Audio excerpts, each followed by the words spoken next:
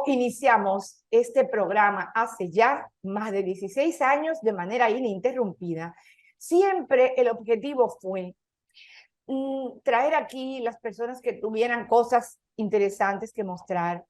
Los dominicanos, las dominicanas, no importa, las personas de cualquier nacionalidad que pudieran contar una historia que sirviera, primero, para que todos aprendiéramos y segundo, para que estimulara a la gente.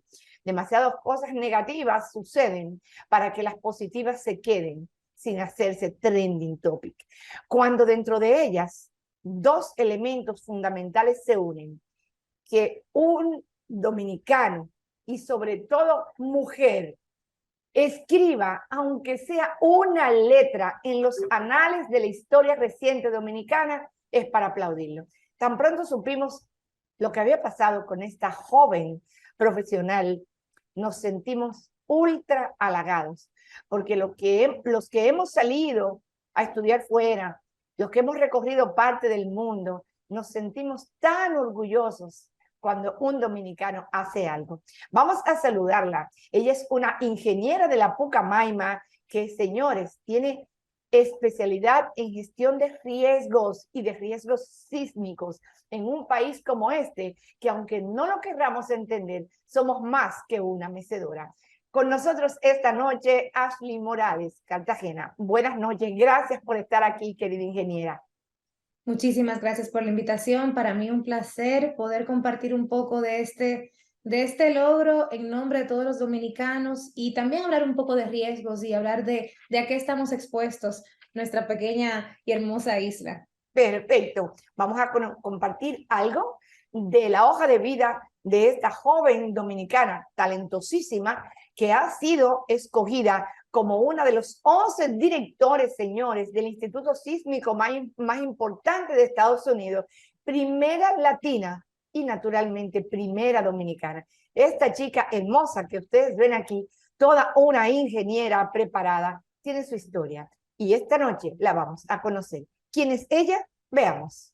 Ashley Morales Pimentel es ingeniera civil, especialista en ingeniería geotécnica y gestión de riesgo de desastres con 15 años de experiencia, trabajando en la academia, el sector privado, el sector público y organismos de desarrollo. Posgrado como becaria Fulbright en la Universidad de Illinois en Urbana-Champaign, donde obtuvo una maestría en ingeniería geotécnica.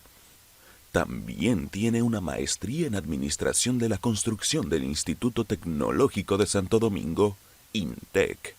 Profesora e investigadora de la Escuela de Ingeniería Civil y Ambiental de la Pontificia Universidad Católica Madre y Maestra, Pucamaima, donde también se desempeñó como directora.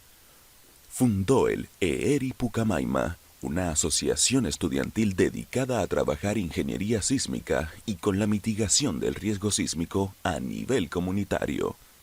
Lideró los departamentos de gestión de riesgos e ingeniería geotécnica en la Oficina Nacional de Evaluación Sísmica y Vulnerabilidad de Infraestructura. Ha participado como ponente en diversos congresos en Canadá, México, Estados Unidos y se ha capacitado en gestión del riesgo de desastres en Nueva Zelanda, Chile y Estados Unidos. En el 2020 fundó Mujeres en la Ingeniería, asociación enfocada en apoyar a las mujeres en carreras en ingeniería y promover la participación de niñas en estas carreras en el país. Recientemente fue seleccionada para dirigir el Instituto de Investigación de Ingeniería Sísmica de Estados Unidos, convirtiéndose en la primera latina y la primera dominicana en ocupar esta posición de los 11 directores de la selecta mesa de dicho. Ingeniera, la Pucamaima, una de las universidades más prestigiosas de República Dominicana, pero también más demandante, porque es natural que mientras más altos son los estándares, más hay que esforzarse para trabajar. Hace unos años ya, yo saqué la especialidad de cirujana y en ese tiempo decían, tú no querías ser cirujana, Gotrón, coge cirujana. Pero todavía luego, yo sé que ser ingeniera y trabajar precisamente en este área específica, me imagino que además también fue duro y hubo que ir derribando mitos. Me gustaría que nos compartiera usted parte de esa pequeña experiencia antes de irnos a hablar de sismos. Bueno, claro que sí. Inicialmente, cuando decidí estudiar ingeniería civil, me encontré mucha gente diciéndome, no, esa carrera es para hombres, no estudies eso, a ti te gusta usar taco. Y yo le decía, no, a mí lo que me gusta es la física y la matemática y eso no tiene que ver con el zapato que yo use. Entonces, como que nunca le hice caso, en mi caso, mi papá es ingeniero químico y a mí nadie nunca me dijo, tú no puedes ser ingeniera. Sí me decían, tu papá pasa trabajo, pero tampoco era como que me decían, no puedes, me decían, tú tienes que ser lo que tú quieras ser y dentro de eso tienes que ser la mejor. ¿Y cómo se asegura eso? Estudiando. La educación es lo único que a ti te va a abrir puertas, nosotros no tenemos apellido, nosotros no tenemos millones, a ti lo único que te podemos dar es educación para que tú te hagas tu camino. Y así fue. Entré a la Pucamaima en el 2005 a estudiar ingeniería civil en la primera promoción de esa carrera en este campus de Santo Domingo. Fue sumamente retador, cada día nos volvíamos menos, cada año comenzamos 40 y nos graduamos como 10 porque se va complejizando el asunto y cada vez éramos menos mujeres en el aula.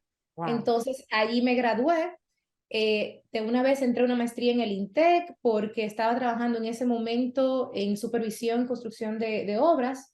Entrando en el INTEC también entré en la Oficina Nacional de Ingenieros Supervisores del Radar Estado y ahí trabajé muchísimo, conocí gente maravillosa que son hoy grandes amigos y que me enseñaron muchísimo de mi carrera. Ahí también fue difícil ser mujer y ser mujer en ingeniería. Y se fue difícil que me tomaran respeto al principio, como la atención cuando iba a alguna obra a supervisar, pero poquito a poquito con el conocimiento y con el buen trato y ese tesón que tenemos las mujeres para hacer que las cosas pasen, ahí me fui ganando otro espacio de respeto con tanto en mismo funcionarios públicos como contratistas y demás. Era un ambiente muy dinámico en la OESOE, con obras del sur y también obras de la región del distrito. Ahí apliqué una beca estando en la OESOE y apliqué una beca Fulbright de la Embajada de los Estados Unidos, a hacer ya mi segunda maestría en lo que siempre fue mi pasión, rocas, terremotos y cómo se comportaba todo eso. Mi familia es de Nagua, entonces vengo bastante influenciada por el terremoto del 46 y siempre me quedé con esa curiosidad. Llego a Estados Unidos, si bien venía de una universidad con muchos estándares como es la Pucamaima, llegué a una con 10,000 veces más estándares, que fue la universidad número 1 en estudios graduados en ingeniería civil en el año que yo estudié. La admisión sumamente difícil. Yo decía, aquí es difícil entrar y difícil salir, porque eran un súper reto, las clases sumamente elevadas, el idioma, aún bien yo había estudiado inglés y hasta llegué a dar clases de inglés en campamento, no era lo mismo el inglés que yo sabía al inglés de una maestría técnica. O sea, al principio yo creo que yo nada más sabía decir arcilla en inglés, después lo tuve que aprender. Ahí me graduó, también muchísimo esfuerzo, frío, noches lejos de mi casa, yo nunca había visto nieve, fueron 2 años de mucho trabajo, de dormir eventualmente, pero también de crecer como persona, salir de mi zona de confort, salir de mi casa, de mi país, donde todo yo lo conocía, ya sabía cómo manejarlo, era exponerme a un ambiente sumamente donde yo me volvía vulnerable, pero al mismo tiempo me volvía más fuerte. Y con los mejores profesores de todas las ramas de mi carrera ahí juntos. La segunda biblioteca más grande de los Estados Unidos estaba ahí. Era un sueño. Yo decía, pero es verdad que yo estoy aquí. ¿Cómo va a ser que yo llegué aquí tan lejos? Y bueno, ahí tuve grandes amigos que me ayudaron muchísimo. Ahí soy lo que soy, se lo debo, siempre lo digo, que lo que soy profesionalmente en este momento se lo debo a la Universidad de Illinois en Urbana-Champaign y a la beca Fulbright, porque sin ellos jamás hubiese podido acceder a tanto conocimiento, pero también a tanto crecimiento personal, que es algo que a uno le dicen cuando uno se va a una beca. Wow, wow, wow. Llega usted al momento de que una colega, y me imagino que es superior a usted, consideró que usted podía ser tomada en cuenta para estar donde está hoy. La inscribe y usted pensó que, bueno, me inscribió, más nada. Pero en diciembre precisamente del año pasado, recibe la comunicación de que sí ha sido aceptada para ser una entre 11. 11. 11 es muy poco número, ni siquiera una docena. Y dentro de esos 11 no había ni una sola persona latina, ni una sola dominicana. ¿Qué estaba haciendo Ashley Morales cuando recibió la información y cuando dijo, ¿es cierto o estoy soñando?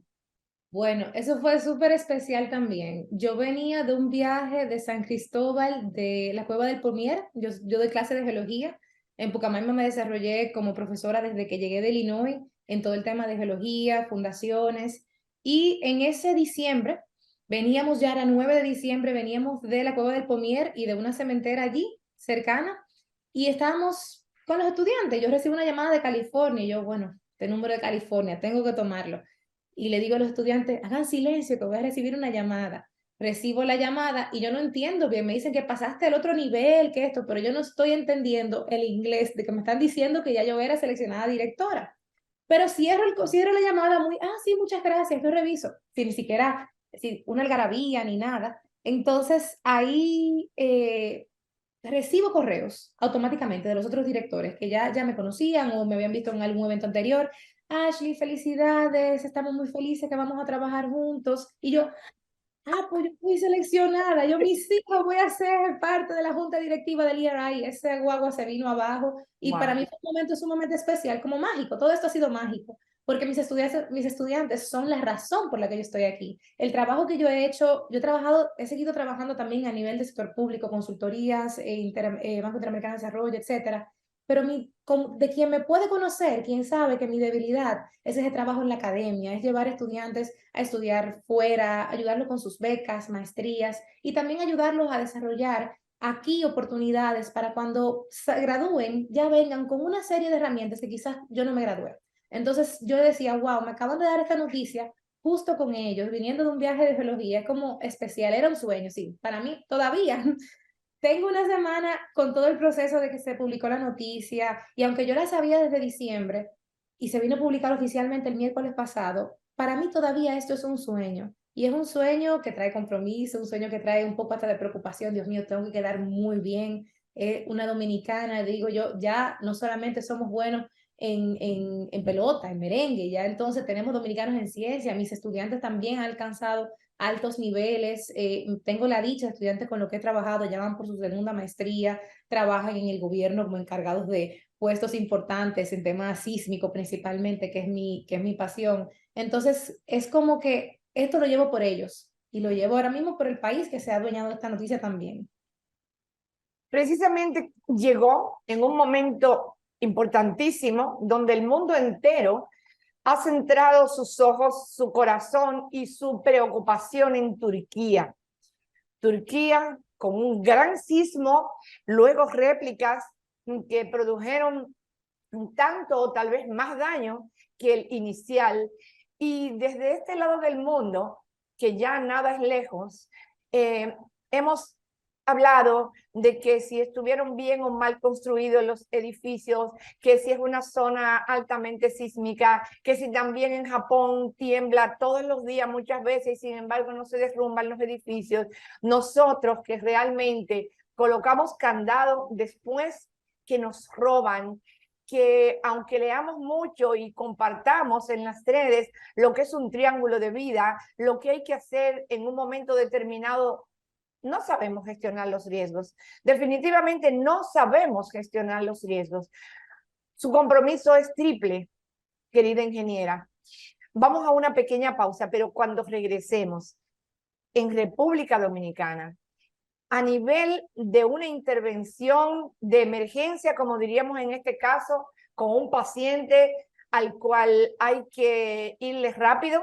Por ejemplo, acabo de tener una experiencia como muchas otras, pero que me reconfortó muchísimo, porque hace unos meses me llama un amigo, un director de una institución con la cual colaboro, y me dice, Taina, necesito tu ayuda. Tengo una persona que trabaja conmigo que lo acaban de ingresar porque dicen que tiene un derrame cerebral y está en una clínica en San Cristóbal. Inmediatamente llamo a nuestro querido maestro, el doctor José Joaquín Puello, y me dice, investiga, Taina, ve a ver si es hemorrágico, tráetelo de una vez, que las primeras 48 horas tú sabes que son inmediatamente, óyeme, lo vital. Lo hicimos, movimos cielo y tierra. Muchísimas gracias al doctor Edison Félix Félix, a todo el Servicio Metropolitano de Salud, a la directora del área de salud del 911, a todo el mundo, al general Méndez, porque nos buscaron una unidad sin ser del distrito. Buscamos al señor, lo trajeron, lo atendieron, lo intervinieron. Y querida ingeniera, acabo de ver esta semana el señor que entra a un lugar donde me mandaron a buscar. Tú vas a ver una sorpresa. Mira a don Rafael caminando, hablando y solo con un bastón en la mano. Esas son satisfacciones inmensas, precisamente. En las manos suyas está precisamente lo que podría ser el destino de millones de seres humanos que tal vez con educación, con formación y con aprender a gestionar esos niveles de riesgos a los cuales nosotros estamos expuestos, podamos tener la diferencia. Una pausa, cuando regresemos, atención, si usted tiene algún familiar, amigo relacionado que no ha conectado con nosotros, este es el momento de usted contactarlo y decirle que tenemos con nosotros a la ingeniera Ashley Morales Cartagena, realmente en el top de lo que es el Instituto Sísmico más importante, no solo de Estados Unidos, sino que posiblemente uno de los más importantes del mundo, dominicana, como usted y como yo, sí, Plátano Power. Una pausa, regresamos en breve.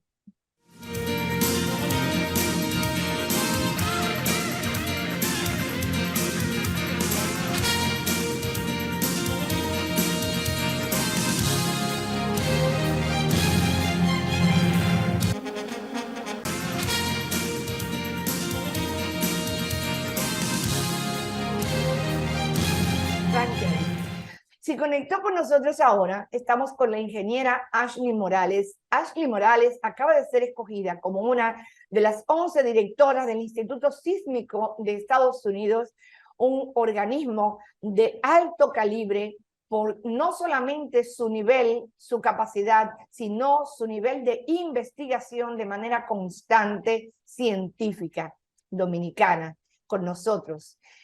Tengo entendido, ingeniera, que usted estará laborando desde República Dominicana y tendrá que desplazarse varias veces al año a California, que es donde están las oficinas principales. Bendito el trabajo a distancia, porque la podemos tener aquí.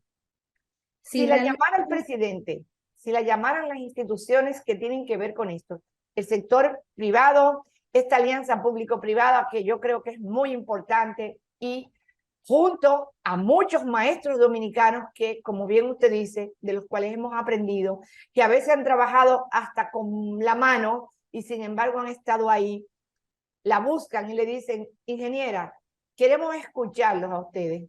Como usted es la más joven, la más reciente, la mejor al día de todo esto, junto con sus maestros, con sus colaboradores, con sus amigos, ¿qué podemos hacer para poder enfrentar cualquier situación que venga a nivel de un gran sismo que, como han dicho los entendidos, estamos, Osiris de León lo dice a cada rato y vuelve y lo insiste y lo dice, por las fosas que nosotros tenemos, estamos expuestos a un posible movimiento telúrico de gran magnitud. ¿Es cierto eso? Solo tenemos que rezar.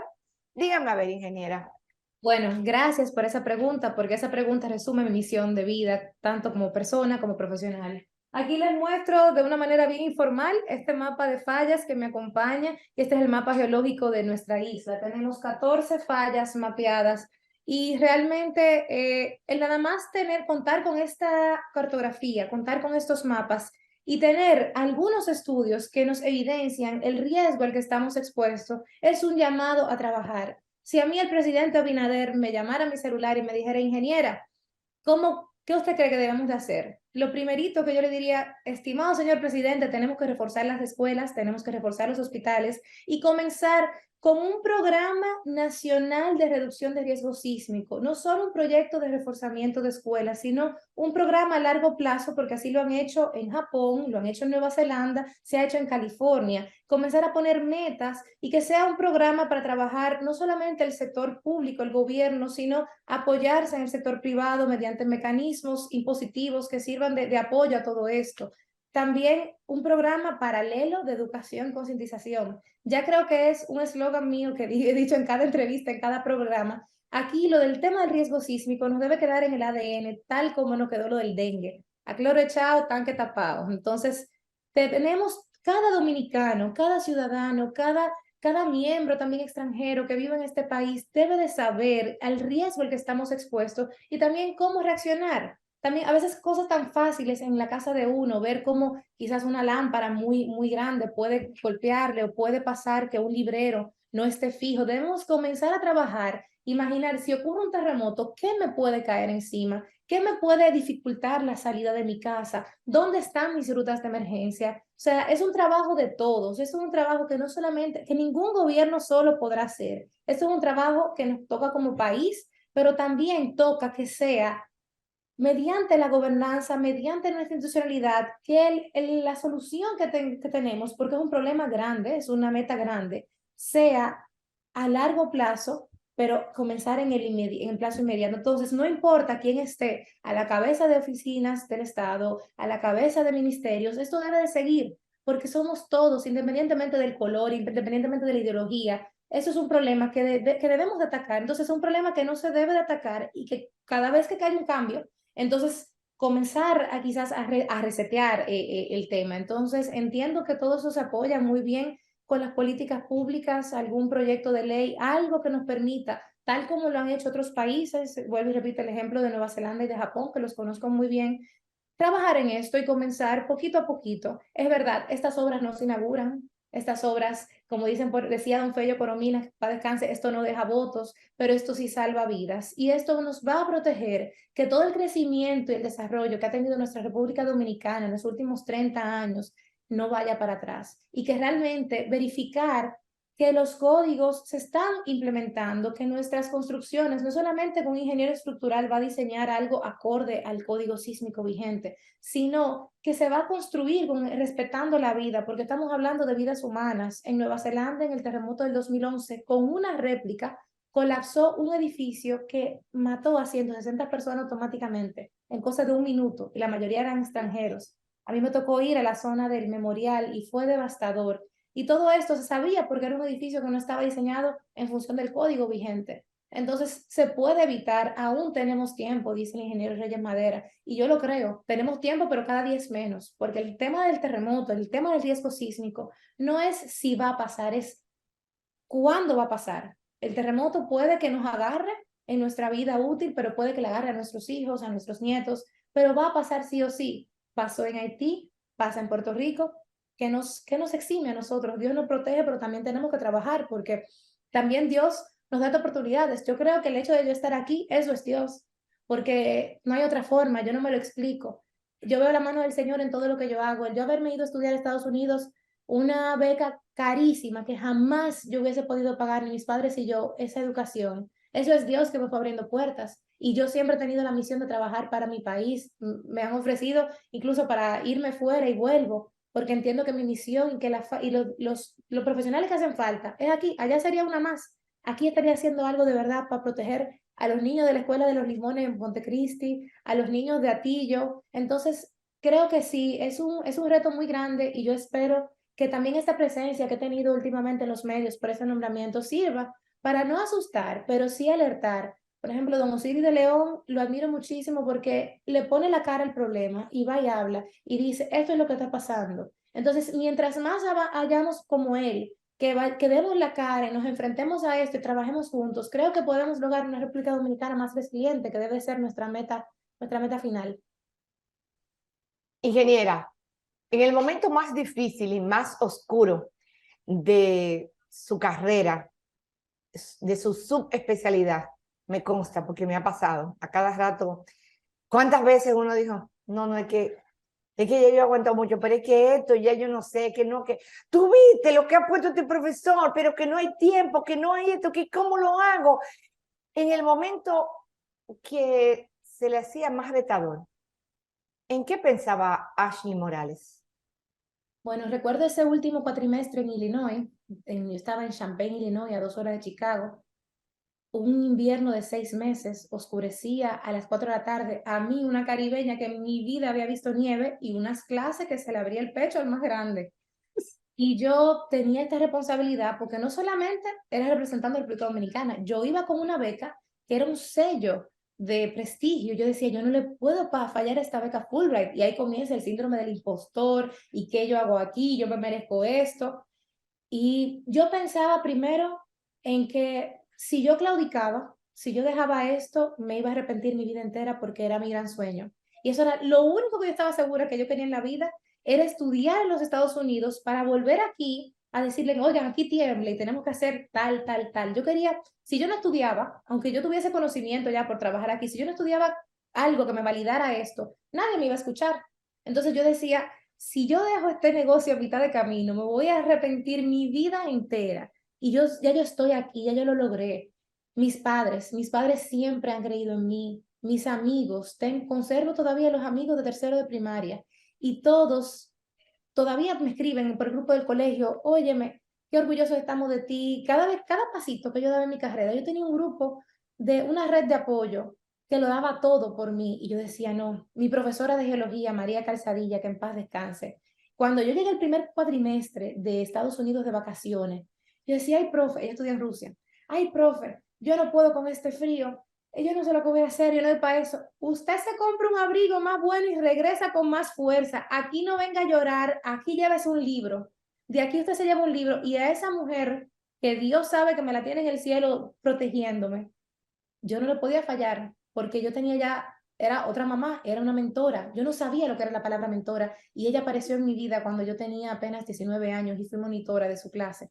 Entonces, como que no había chance. Yo, ok, llora, llama a tu mamá, quéjate un poquito por teléfono, bébete un café y amanecer. Y encontré también una red de apoyo. Dos de mis mejores amigos, un turco y un dominicano allá en Illinois, me apoyaban, que hasta a veces hacían cena y me daban a mí de las de ellos. Si yo no entendía algo, me explicaba, me decía, mira, en mi universidad me lo enseñaron de esta forma cuando estudié en Turquía, ven, hazlo de esta manera. Entonces, si Dios le manda ángeles a uno y le manda oportunidades, uno no puede fallar, uno tiene que entregarse a las que salga. Y fue tan grato para mí en el último cuatrimestre que me tocaron 3 exámenes, 3 trabajos. Fue como, en una semana yo tenía que como 9 entregas, y yo pensaba que me iba a morir. Yo tenía 72 horas sin dormir. Hubo un trabajo que fui a entregar a la universidad que cuando manejaba me pullaban las puntas de los dedos, los nervios ya todito alterado. Y cuando entrego ese último trabajo de consolidación de arcillas al profesor Gonambrés Mesri, un señor de los que escribe los libros, ya ustedes saben, él me llama para felicitarme y me dice, Ashley, yo vi todo el criterio geotécnico del que hablaba el padre de la geotecnia, Carl Tresague, y lo vi en tu documento. Y yo, Wow. los ojos como 2 medio pesos, yo, estos son mis honores, lo hice bien, me voy con la frente en alto y con mi país. No fue una dominicana que fue a perder el tiempo, no fue una dominicana que no podía, que no dio la talla. Lo hice, y eso ya, eso fue mi regalo de graduación. Eso fue lo mejor que me Wow, pasó. wow, wow. Una última pausa. Cuando regresemos, ¿qué pasó realmente en Turquía? ¿Qué pasó realmente en Puerto Rico? Allí mismo, señores, a la vueltica de la esquina nuestra, hace un par de años. ¿Qué puede pasar en República Dominicana? Desde los ojos de una experta, porque prevenir es la mejor manera de evitar tener que lamentar.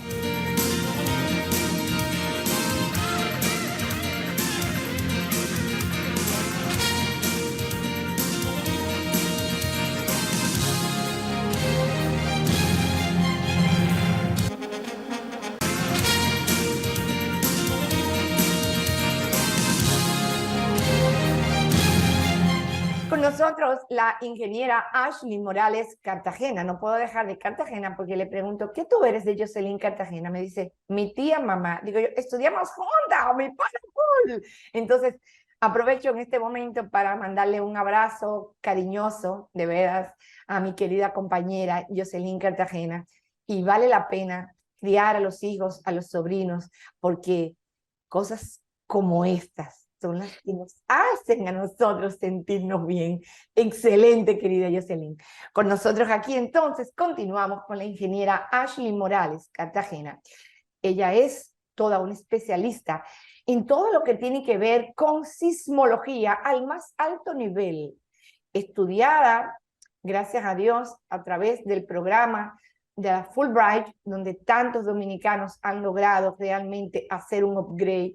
Y en este caso la tenemos aquí hablando precisamente de los riesgos, señores, de los movimientos telúricos, de los sismos, de los temblores que nos ponen a temblar hasta los más fuertes en República Dominicana. Y la verdad es que la gran mayoría no hemos vivido la experiencia. Mi abuela quedó traumatizada con el terremoto del 46. Viví en Samaná y en mi casa nunca dejé de ver todos los armarios con aldabitas atrás, ingeniera, colocadas y fijadas a la pared, con todo limpio, con todo, porque siempre en la casa de mi abuela decían, no, porque si viene un terremoto, vivíamos que el mar entraba al patio nuestro y también todo eso estaba completamente organizado. Mi bisabuelo era holandés, había vivido precisamente en Curazao y venía de toda esta experiencia, y en mi casa se vivía como si fuera inminente que se provocara un terremoto. Antes de irnos a la pausa, le hice la pregunta, ¿realmente en Turquía se hubiese podido evitar este desastre de decenas de miles de fallecidos? Señores, nosotros a veces en un accidente vemos 4 o 5 personas fallecidas que se colocan para llevársela y nos sentimos impactados, hasta lo que bregamos con la medicina, la salud, la vida, y tratamos de arrancársela a la muerte. Ustedes saben lo que son 100 muertos, ustedes saben lo que son 1000 muertos, ustedes saben lo que son 10.000 muertos, ustedes saben lo que son 40 y pico de miles de muertos. Horrible, entre ellos niños, adultos, una cosa terrible. ¿Qué pasó en Turquía, ingeniera? ¿Se hubiera podido disminuir esto? Yo entiendo que sí. Honestamente, ellos tuvieron un escenario muy particular, pues ocurrieron 2 sismos diferentes en diferencia de horas. O sea, que las estructuras que aguantaron el primer sismo ya estaban debilitadas y viene otro casi de igual magnitud a las 3 horas a golpear. O sea, también la probabilidad de ocurrencia de 2 sismos tan parecidos en un tiempo tan reducido es bajita y se agotó. Pero ¿qué pasa? Eso pasa con todos los desastres de origen natural. Le pasó a Honduras, a Centroamérica, con los huracanes Iota y Eta. En menos de una semana tuvieron 2 eventos categoría 5, con un periodo de retorno de probablemente 50, 100 años. Entonces, ¿qué nos dice esto? Que tenemos que apretar los códigos, que tenemos que diseñar cada vez más para estructuras que van a resistir un terremoto más fuerte y con escenarios también un poco más críticos. Ayer justo estaba leyendo un artículo de un profesor turco, y lo compartí en mi Twitter, que decía, las estructuras se diseñan para esas aceleraciones de ese primer sismo, pero no se diseñan para las réplicas. Entonces, tenemos, Turquía, ese terremoto de Turquía ha servido para despertar la comunidad internacional y decir, bueno, hay que comenzar a diseñar entonces también para las réplicas, porque estamos considerando ya condiciones de materiales que están debilitados y que han pasado sus diferentes niveles de resistencia ya cuando encuentran un segundo terremoto. Entonces, en Turquía, en el 1999 ocurrió el terremoto de Izmit,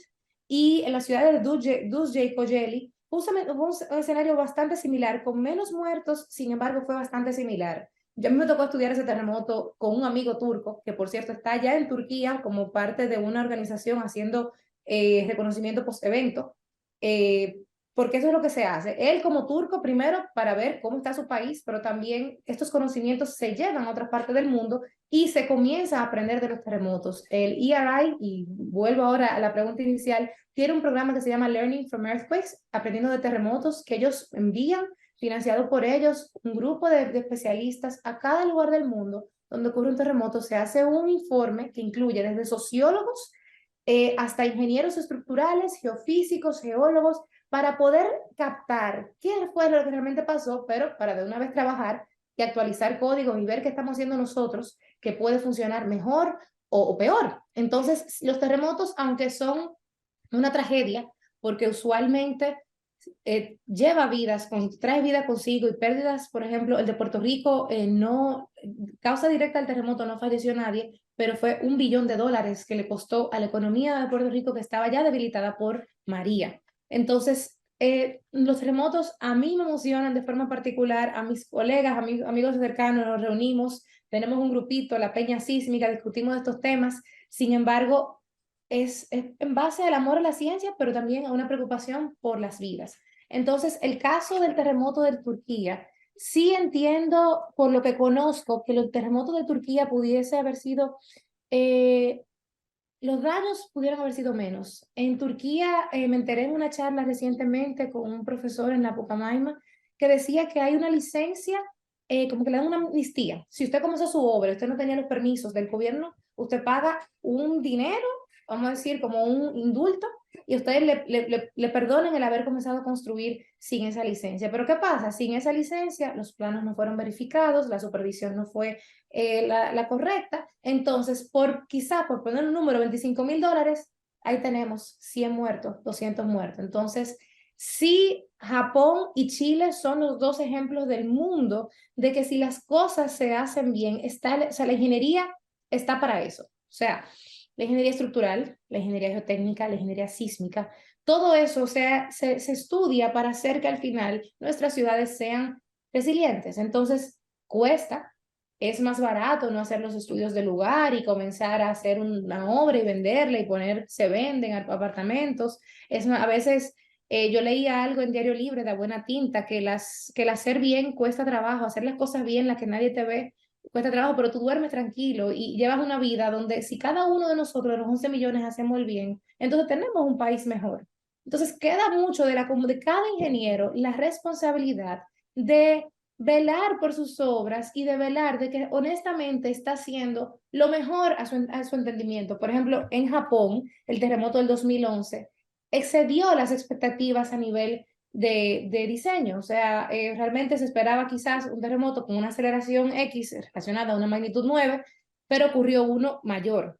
Entonces, si ya por encima del conocimiento ocurre algo que yo no pude prever, ni la comunidad de científicos, ni nada, pues bueno, ya esos son casos extremos, pero en la mayoría de los casos conocemos bastante el riesgo. A mí me pasó con el terremoto de Nepal, que fue el 25 de abril del 2014, yo estaba en la universidad y creo que fue sábado, me levanté y comencé a buscar papers de Nepal porque no conocía sobre la tectónica de allí. Y yo dije, wow, esto es un caso muy parecido a la República Dominicana, donde hay muchísimas publicaciones que dice que va a temblar, que va a temblar, que va a temblar y no se hace nada.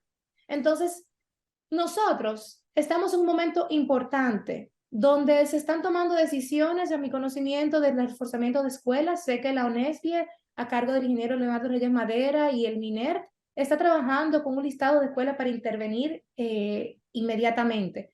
Pero esto no puede tener un solo delay, esto no puede tener complicaciones, esto no puede tener burocracia, pero esto tiene que quedar institucionalizado para el tiempo, porque la única forma que República Dominicana va a enfrentar un terremoto con éxito es mediante el reforzamiento de estructuras. Sí tenemos que capacitar a nuestros niños, sí tenemos que capacitar a nuestra gente, sí tenemos que concientizar sobre el conocimiento del riesgo, pero si no resiste la estructura donde estamos a ese primer impacto del sismo, no hay forma que evacuemos. Si nos cae una viga, Dios libre, si nos cae el aire encima, durmiendo, ocurre de noche un sismo y tenemos el split en la cabeza, lamentablemente, ¿qué hacemos? Entonces, lo primero es que nuestras estructuras, tanto los elementos estructurales como los no estructurales, deben de estar asegurados para resistir un sismo, especialmente esas estructuras críticas que albergan muchas personas y personas vulnerables, hospitales y escuelas. Para mí, mi debilidad es la educación y los niños, y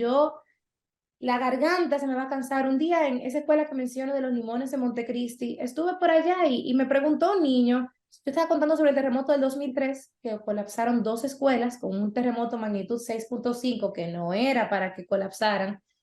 Y un niño me hizo una pregunta al final, me dice, pero si eso es cerca de aquí, más o menos en Puerto Plata, y es una escuela como esta, si aquí pasa esto, por aquí nos puede pasar lo mismo. Y yo respiré y me quedé fría y le dije, no, o sea, me quedé sin palabras, pero un rato para poderles responder. Entonces, por nuestros niños tenemos que velar que aquí no se repita el escenario de Turquía, ni el de Puerto Rico, ni el de Haití, porque de verdad yo por mi carrera, por la ciencia, tengo que creer en Dios. El terremoto de Puerto Plata fue a las 12:53 de la mañana. Hubiese sido 9 horas más tarde, 10 horas más tarde, estuviéramos llorando los niños, no hubiera nadie que pasara por ahí sin romperse en dos, porque era literalmente la losa del tercer piso al primero, ahí no iba a dar tiempo de nada. Entonces, esto es un llamado que sirva este nombramiento mío, que es un trabajo honroso que estoy haciendo. Primero era por mí y yo dije, no, ya esto es de mi país, pero que sirva todo este medio para hacer un llamado a la conciencia del respeto a la vida, de que nuestros constructores deben de ser muy serios con los estudios de suelos, con sus diseños estructurales. A veces queremos, yo sé que la construcción la mueve el dinero y que a veces nuestros proyectos se encarecen bastante cuando hacemos un diseño sismo resistente con todas las de los códigos locales e internacionales, porque lo que el código, por ejemplo, que tenemos aquí por ley, es un requisito mínimo. De ahí para arriba, el ingeniero tiene el criterio para decir, mira, yo me voy a apoyar en el código, en el IBC, en el International Building Code, y yo voy a hacer esta forma, voy a utilizar este tipo de diseño. Entonces, ¿qué pasa? No podemos, la vida, no podemos poner un precio. El desarrollo del país no se le puede poner un precio, no podemos escatimar recursos a la hora de hacer estructuras. O sea, realmente es un gran reto, pero también es un gran trabajo que nos queda de frente a los medios de comunicación, a la academia, al sector público, al sector privado. Tenemos todo que hacer, no ecos de esto, y cuenten conmigo, que a mí me encanta hablar de terremotos. Si a mí me ponen a hablar de terremotos, no me callo, como se han dado cuenta, pero eh, tenemos que comenzar a educar, tenemos que comenzar a exigir como sociedad estos proyectos de ley, estos reforzamientos, tenemos que hablar con nuestros representantes en el poder legislativo, porque se supone que están ahí para hacer nuestras voces. Tenemos que exigir, porque son nuestros niños, es nuestra República Dominicana de la que tanto presumimos, de que tanto vemos estos pasos a desnivel, que tanto vemos este crecimiento vertical, que decimos Nueva York chiquito. Nueva York chiquito, Nueva York no tiene riesgo sísmico como tenemos nosotros. Nueva York tiene sus skyscrapers y tiene sus rascacielos,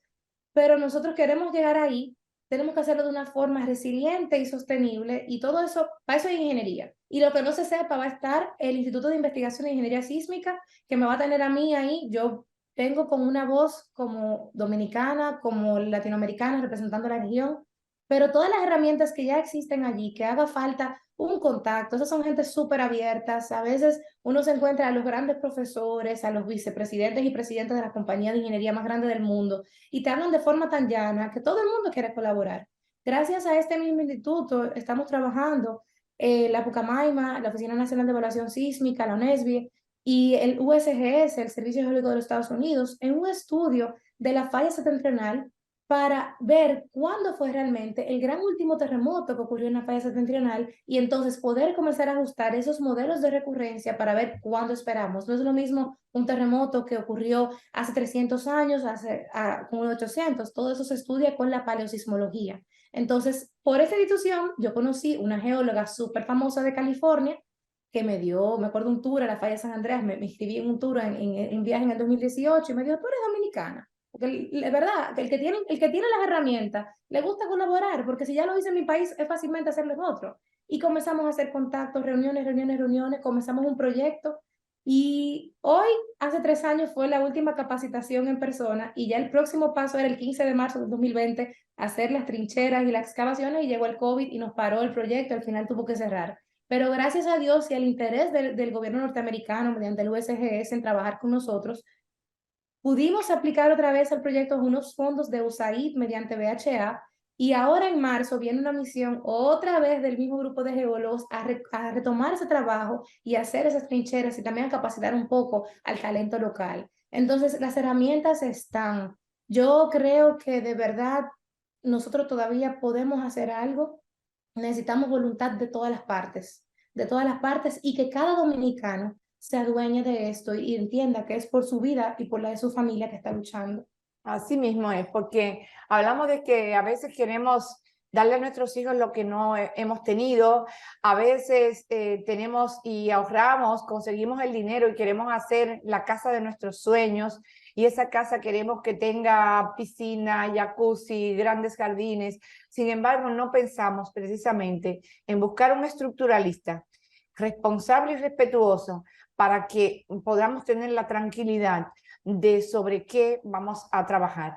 Cuando era pequeña en la iglesia aprendí un corito que decía, y siempre os recuerda Osiris, porque yo quiero mucho al maestro Osiris de León, y decía: el hombre sabio su casa construyó, el hombre necio su casa construyó sobre la arena que él escogió. Vinieron brisas y el viento sopló y la casa se derrumbó. El hombre sabio su casa construyó sobre la roca que él escogió. Vinieron brisas y el viento sopló y la casa firme quedó.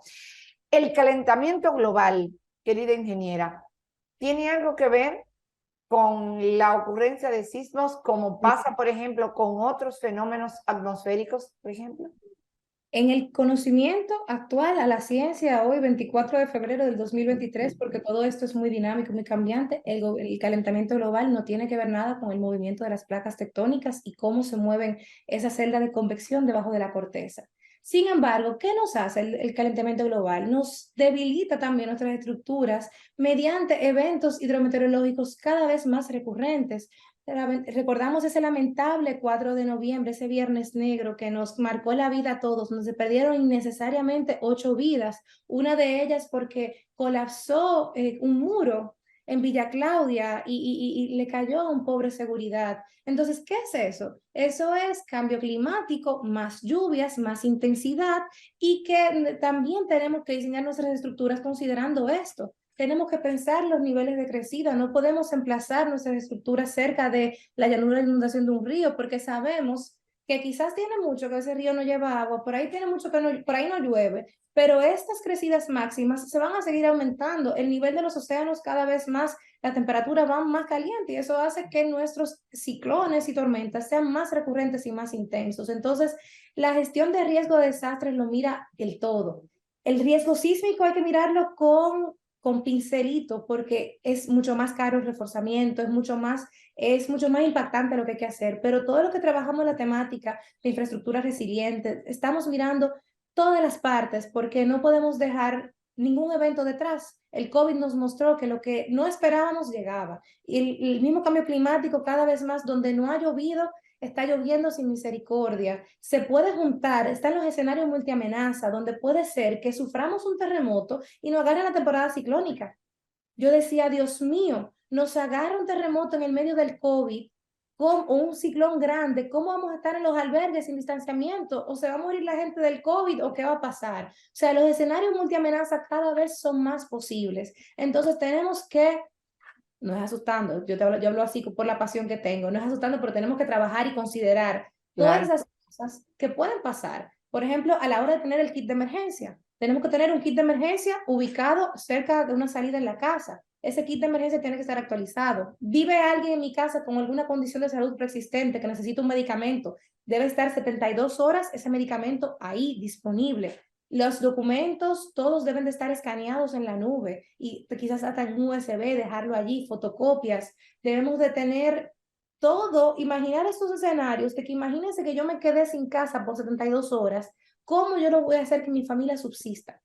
Yo estoy trabajando de manera informal con un grupo de colegas y amigos, la red barrial de mujeres en gestión de riesgos. Como las mujeres son usualmente las que estamos encima de todo, es como que una red de amigas llamadas, fulana, tu kit de emergencia está listo, mira, el COE reportó que hay alerta verde, ¿en qué están tus hijos? O sea, es un piloto que estamos haciendo con un grupo de excompañeros de la UNESBI y tratando de vincular también a algunos estudiantes para ver cómo creamos esas pequeñas redes piloto de apoyo comunitario que le permita al ciudadano actuar. Y todo esto fue producto de ese 4 de noviembre que a todos nos marcó y que no podemos dejar que pase otra vez ni con un huracán, ni con una lluvia inesperada, ni con un terremoto. Así mismo. Una pregunta final. Ya sabemos, hemos quitado mitos precisamente con los profesores que hemos tenido que salen a los medios, así como usted está haciendo ahora. Ya sabemos que antes se decía, Dios, qué calor más grande, ahorita tiembla la tierra, ya se sabe que no tiene nada que ver, como usted dice, el movimiento de esas placas tectónicas no tiene nada que ver con el calor, por lo menos que hay a nivel de la atmósfera que nosotros sentimos, pero yo sí le voy a decir algo que lo he vivido. Soy amante de los animales, tengo muchos perros, siempre he tenido muchos perros, y le voy a decir que en más de 5 ocasiones reales, que ha temblado la tierra, previamente mis animales me lo han avisado. Increíble, los perros míos me lo han avisado. Todas las veces. Eso puedo yo a usted decírselo. ¿Cómo? Cada uno actúa diferente. De los que quedan vivos, porque ya otros han partido, hay uno que aúlla fuertemente, otra, la más pequeñita, viene donde mí, se voltea, ladra, gime. 5. Ahora mismo solamente me quedan 5 en la casa. Y le puedo decir que de todos, la mestiza, los Rottweiler, la Poodle, todos de una u otra manera me lo han advertido. Incluso a veces tal vez yo digo, oh, y es que va a temblar. Y cuando es así empieza a temblar, digo, pero ¿habremos nosotros perdido una capacidad que algunos animales todavía conservan, ingeniero? Bueno, mire, si por ejemplo esta información, usted se va al portal del Servicio Geológico de Estados Unidos, le dice que no, que los animales no avisan. Exacto. Pero ellos explican que es porque todavía no tienen suficiente data para correlacionar esto. Es quizás, puede ser que en el un paso de décadas, donde haya estudios y ya han podido tener quizás un grupo de perros, como no tiembla tanto, es por eso difícil hacerlo. Pero yo entiendo que como los perros tienen un oído tan agudo, pueden ir detectando la llegada de las ondas antes que nosotros. Por ejemplo, los sismos se dividen en onda P y onda S, básicamente. La onda P es ese primer paso que sentimos que dice, tembló. Uno se pregunta, y la S es la que te zarandea. Entonces, antes de llegar a esa P, puede que esos animales estén percibiendo, que perciban las ondas por sus capacidades auditivas, sus capacidades sensoriales, que todavía nosotros no. Si le digo, la información científica disponible, no, es que todavía estos animales no tienen esa capacidad. Me dan ganas de comprarme un perrito y ponerle terremoto, o sensor, o alerta. Pero sí yo entiendo, razonando en esto, y sí he visto casos, lo que usted me cuenta es sumamente válido, y he visto estos casos, que puede ser que en un par de años, décadas, quizás nos estemos apoyando en nuestros perritos sísmicos, que nos digan, el perrito está raro, entonces puede ser que venga un terremoto, vamos a evacuar. Pero todavía ese conocimiento no está científicamente validado. Ingeniera, no tengo con qué agradecerle esta primera entrevista. Va a ser muy frecuente, tan pronto su tiempo se lo permita. Llamo la atención a mis colegas comunicadores para que precisamente así como tenemos siempre algunas personas que tan pronto ocurre alguna situación como esta, los llamamos y están disponibles, y no voy a dejar nunca de mencionar al maestro Osiris de León. Aquí también tienen una herramienta en la ingeniera Ashley Morales, señores. Es joven, pero tiene la capacidad precisamente de enseñar, no todo el mundo la tiene, y usted la tiene, de hacerse entender. Usted habló aquí hasta de términos que mucha gente tal vez nunca había escuchado, otros lo habíamos escuchado en los tiempos de la geología, etcétera, y sin embargo se ha hecho entender de manera perfecta. No puede dejarnos de tener presente lo que ha dicho la ingeniera Ashley Morales. Señores, tenemos que aprender a gestionar el riesgo de manera conjunta. No siempre sus hijos van a estar con usted. Usted puede comprarle un vehículo seguro, usted puede ponerlo en la mejor escuela, usted puede tener lo mejor de lo mejor. Y si tembló la tierra en un momento que es tan lejos de usted, si usted los enseñó y de una u otra manera cada uno colocó su granito de arena, posiblemente esa sea la diferencia de una Turquía, posiblemente a un Japón, donde diariamente, varias veces al día, tú sientes que estás en una hamaca. Y sin embargo, ellos ni se alteran, ni se alteran. Y siguen su vida normal. Su vida normal. Ingeniera, muchísimas gracias.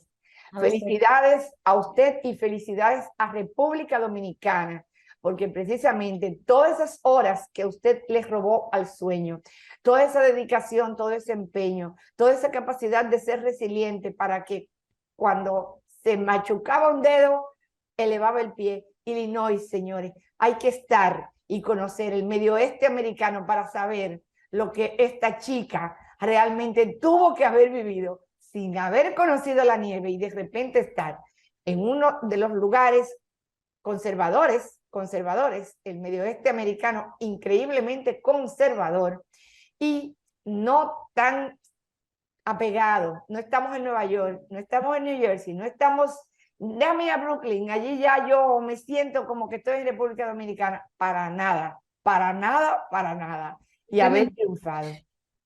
Gracias. Muchas gracias, ingeniero. Esta es la ingeniera Ashley Morales. Ya ustedes saben por qué. Nos hemos regocijado todos a saber que tenemos una dominicana entre los 11 directores del Instituto Sísmico más importante de Estados Unidos y uno de los más importantes del mundo. Señores, se puede y se puede. Presidente, todo el equipo del Estado, aquí tenemos un nuevo reto. Vamos a llamarla, vamos a llamar a todos los dominicanos que han estado trabajando duro para que República Dominicana pueda enfrentar de manera correcta un gran sismo. Vamos a llamarla. Gracias de nuevo, querida ingeniera. Gracias por estar aquí.